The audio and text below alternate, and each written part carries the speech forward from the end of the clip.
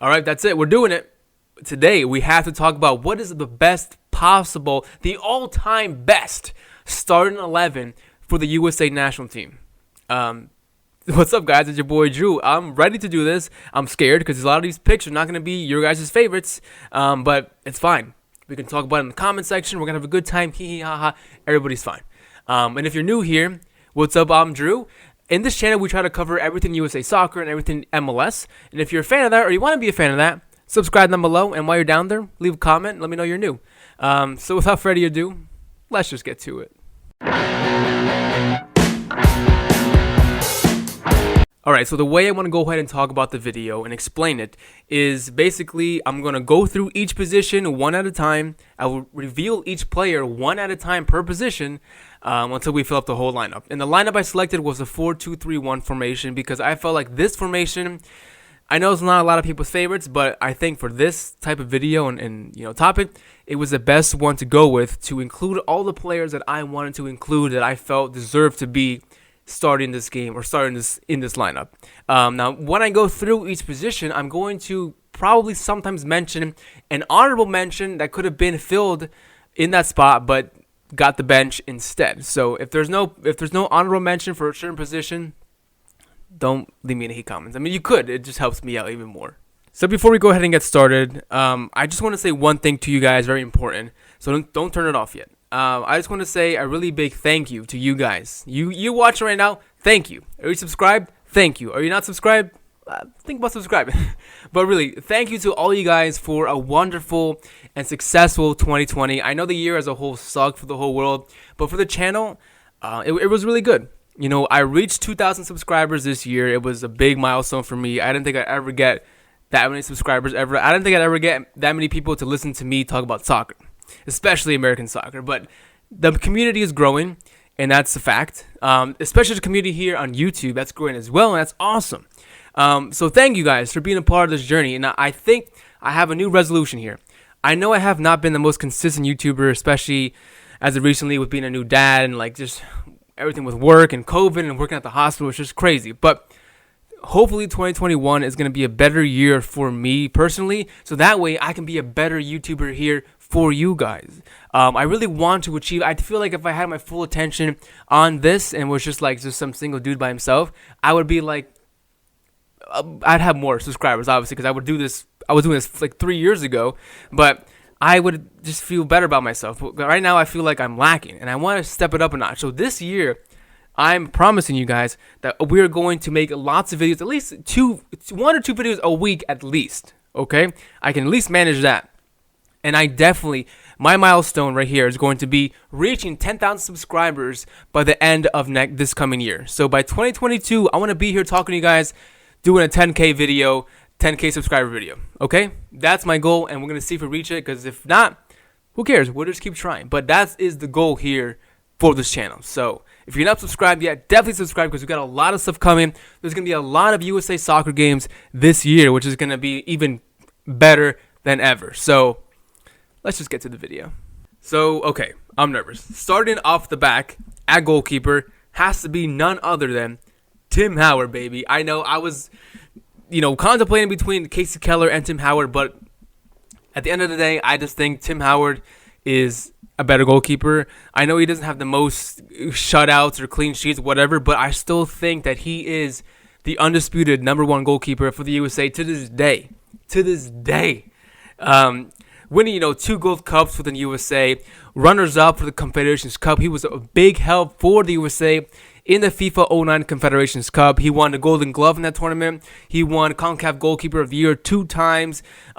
Best save of the Gold Cup in 2011. This guy was absolutely insane. In that 2014 World Cup, a game against Belgium, over 10 saves in the whole game. It was crazy. He is the GOAT in terms of goalkeepers. Now, USA had a lot of goalkeepers to choose from. We had Tim Howard, Casey Keller, Brad Friedel, Tony Meola if you wanted to, but I don't know why you would.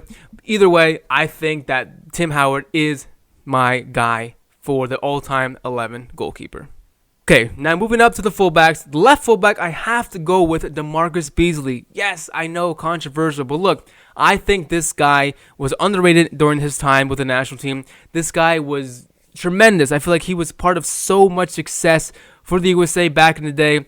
Even in his later years, he was really, really good with his crossing, with his ability on the ball. His vision. He was just a really good seasoned player. Like every time he played, I really, really rated DaMarcus Beasley back in the day.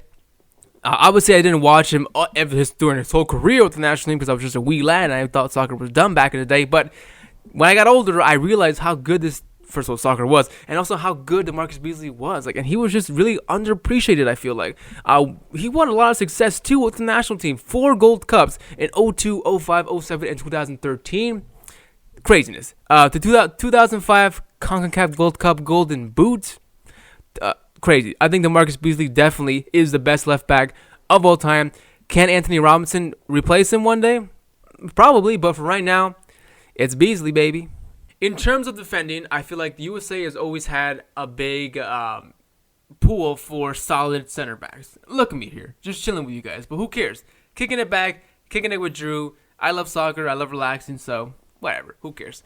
Center backs has always been something I feel USA has had some good, solid players with, but I think there's always one player that I felt like was just above the rest, and to this day I feel like he is our best center back, and that of course is Carlos Bocanegra. Yep, I said it. I think Bocanegra is our GOAT defender. I feel like you can't make a all-time 11 lineup for the USA without mentioning Bocanegra, at least not these days. Maybe in 10 years from now it could be different, but for right now I feel like Bocanegra you can't take him out of his lineup. He's too good. You can put him left back or center back because he's done both for the USA.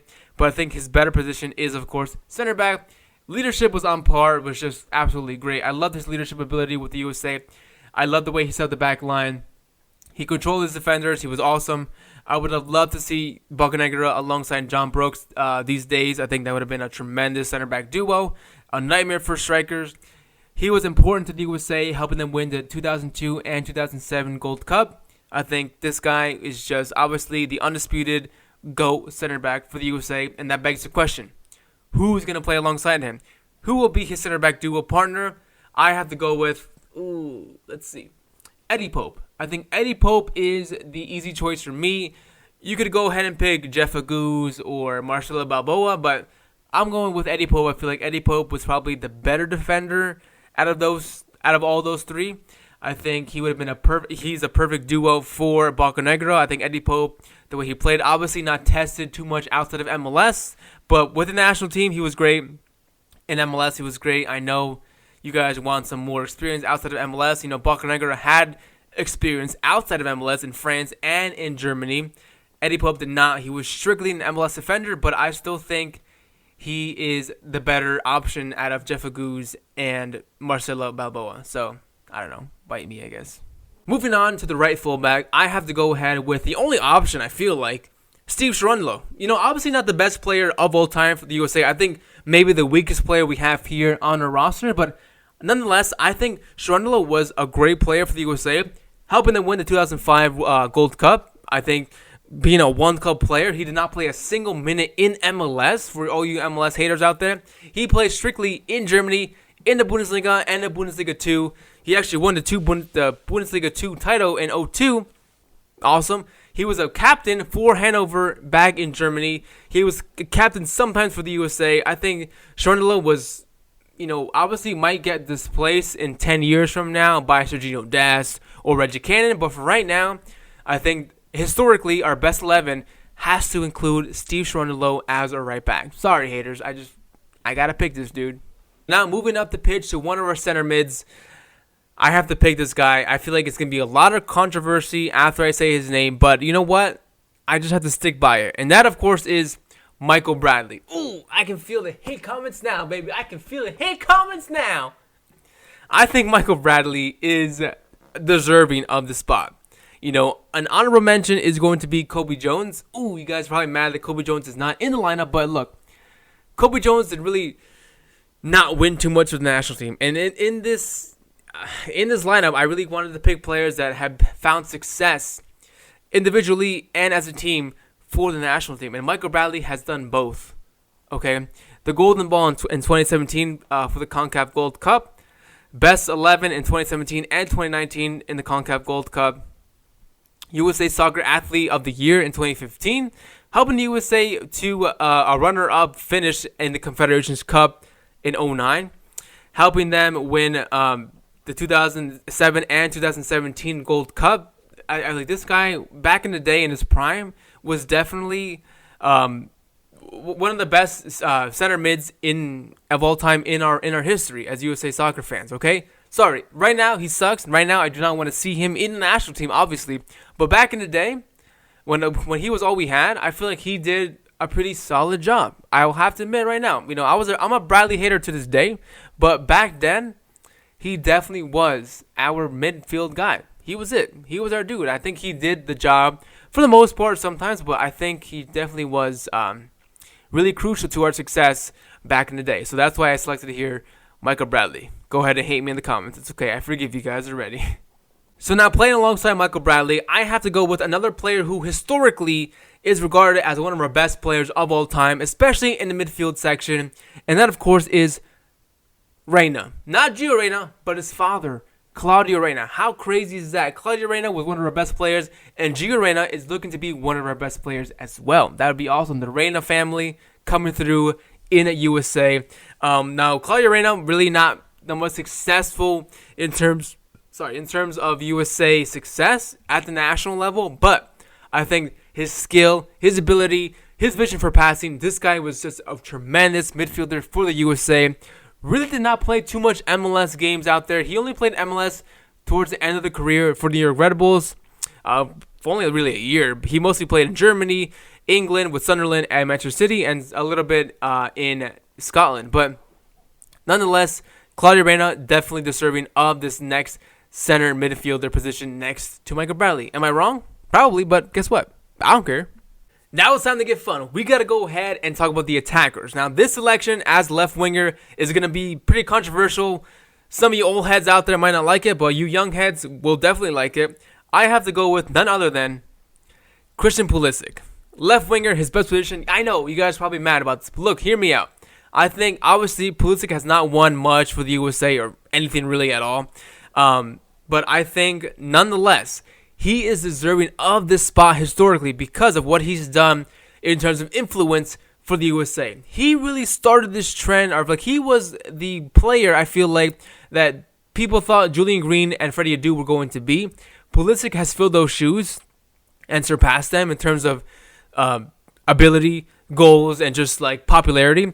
I feel as though Pulisic is really the player to thank after seeing players like Gio Reyna, Weston McKennie, Tyler Adams out there killing it in Euro. I feel like Christian Pulisic really started this trend. Some other players will end it, but Pulisic was the guy who opened the gates for all these other players to follow through in his footsteps and make a name for themselves elsewhere outside of MLS. This guy was definitely, always will be, in my historic 11 of all time. So thank you, Pulisic, for giving us such a great amount of youth players, because I feel like it would not have been the same way this year if we did not have Pulisic the way we do now. So heading over to the other winger side, the right wing, I feel as though you cannot have a best of all time 11 without mentioning this dude at all. And that, of course, is none other than Landon Donovan. And do I really have to say much more than Landon Donovan? Because I feel like if you're watching this video, if you're a fan of USA Soccer, you know who Donovan is. You know what he's done for the national team and with the national team. You know what kind of guy he is. So that's that. But he is probably, arguably, our best ever player of all time. If you ask me, your boy Drew, I think there's one guy just slightly better than him, just by a little bit, in terms of skill, in terms of ability on the ball, in terms of goal scoring. But it's not Pulisic. It's actually our center attacking midfielder in this lineup. It is Clint Dempsey. I think Clint Dempsey is our best player of all time. Underrated by many because a lot of people really rate Donovan as our best player of all time. Yes, he's our tied leading goal scorer and our leading assist maker with 58 assists. Everybody else has like 20-something. Donovan was insane. But hear me out. I think Clint Dempsey was slightly the better player. Technically, I feel like Dempsey was, first of all, proven himself better than Donovan. Donovan really was mostly an MLS guy, especially with LA Galaxy and San Jose. But I think Clint Dempsey tested himself obviously in MLS, but then moving over to Europe with Fulham and even Tottenham Hotspur, just tested himself, performing well, being one of Fulham's greatest players of all time. Clint Dempsey was definitely the better tested, the better player, and I think the better GOAT for me of all time for the USA. So Clint Dempsey gets obviously this attacking midfield role. I feel like this is his best role. He can play on the wings, he can play as a striker, but I think as a player right behind the striker was his best position, and that's why I selected him here as a center attacking midfielder. All right, that's it. It's time to talk about our striker. Who is it going to be? Well, if you ask me, I think our best striker who fits in this lineup of all time, the best ever 11, it has to be none other than Brian McBride. Look, this guy, I know, you get out of here with your freaking Eric Ronaldo and Josie Altidore shit. I don't care. I think Brian McBride was a better striker, the better proven striker. I know Altidore is our third most goal scorer of all time. Brian McBride is our fifth highest goal scorer of all time. But look, Brian McBride tested himself even more than Altidore and Ronaldo. Ronaldo was fourth. I don't care. Look, Ronaldo was primarily an MLS player. I don't care. Altidore choked in the Premier League. I don't care. Brian McBride carried Fulham sometimes. He was one of Fulham's best ever players, just like Dempsey. McBride has his own freaking bar named after him in Fulham. This guy was obviously a legend for Fulham, and he's obviously a legend for us in USA as USA soccer fans. If you guys select anybody else, I don't care. Freaking Joe Max Moore, I don't care. This guy was not anything close to Brian McBride, who was, for me, the uncontested, undisputed number one striker of all time for USA. And that's it. This is our best ever, all-time greatest starting 11 for the USA ever. Okay? I have one big question for you guys. Who do you think is undeserving of their spot here in my lineup? Let me know down below, and also while you're down there, subscribe, comment, and also leave your own all-time 11 lineups down there. And don't forget to follow me on Twitter, Instagram, and Patreon. I'll see you guys next time. Have a good new year. Peace.